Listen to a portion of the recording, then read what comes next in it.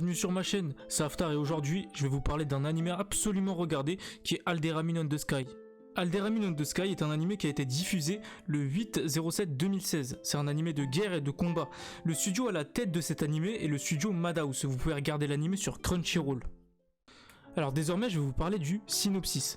L'histoire se passe dans un monde où deux grandes puissances se font la guerre, l'empire de Kachevarna et la république de Kyoka. L'empire de Kachevarna est actuellement en train de subir de fortes attaques par Kyoka et doit donc se contenter de défendre ses frontières. Dans l'empire de Kachevarna, il existe une famille très influente, dont un fils nommé Yatoshiro no XM, qui en fait partie. Cette famille de militaires s'occupe de faire passer des examens de haut rang pour les officiers. Un jour, elle convainc Solor, qu'une personne détestant la guerre, de passer les examens en échange d'une faveur de sa famille. Après avoir passé le test écrit, il reste la seconde partie qui est le test pratique.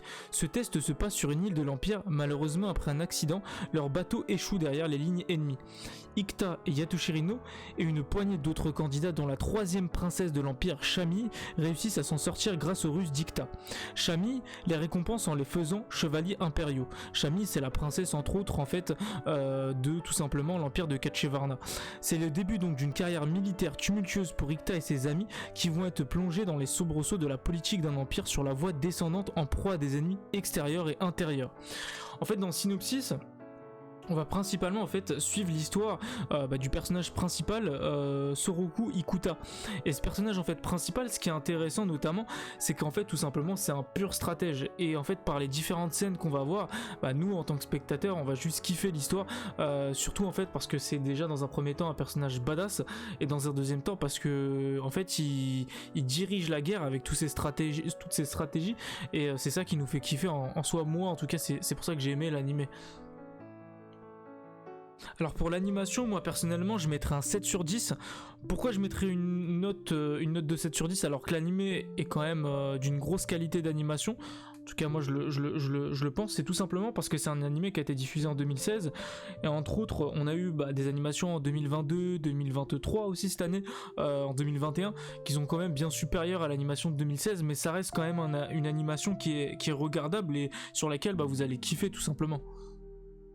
Alors pour parler tout simplement du nombre d'épisodes, c'est un animé qui est composé en fait de 13 épisodes de 24 minutes, donc ça paraît pas beaucoup en soi, mais je peux vous dire que 13 épisodes de 24 minutes c'est quand même, si vous regardez ça on va dire sur une semaine, vous répartissez bien les épisodes et vous prenez bien votre temps en soi, vous allez bien aimer. Après effectivement c'est un anime aussi qui peut se regarder en une journée voire 2 jours si vous voulez tout rush, mais moi je vous conseille de prendre votre temps en soi, parce que c'est un anime qui est vraiment composé de plusieurs guerres en soi, et c'est comme ça que je pense que vous allez aimer l'anime. Alors je vais vous donner mon avis personnel en tout cas sur l'animé. Ça a été pour moi un animé avec une histoire détaillée et chill quand même qu'on peut regarder et parfois même qu'on peut rigoler, malgré en fait l'aspect de guerre qu'on a. C'est un animé quand même qui n'hésite pas à faire mourir certains personnages secondaires pendant la guerre, quand même afin de rester cohérent dans le scénario et les scènes qui vont nous être proposées. Pour certains, et c'est un détail aussi, mais l'animé il est disponible sur Crunchyroll, donc vous pouvez le regarder, vous allez kiffer. Voilà, donc c'était une petite vidéo pour vous présenter l'animé. J'en sortirai bien sûr d'autres, mais avec des animés un peu plus récents quand même de 2023. Moi je comptais et je voulais quand même vous le présenter parce que c'est un animé que j'ai regardé il y a pas très longtemps, et malgré le fait qu'en fait c'est un animé qui a été diffusé en 2016, je trouve quand même qu'il est d'une grosse qualité visuelle.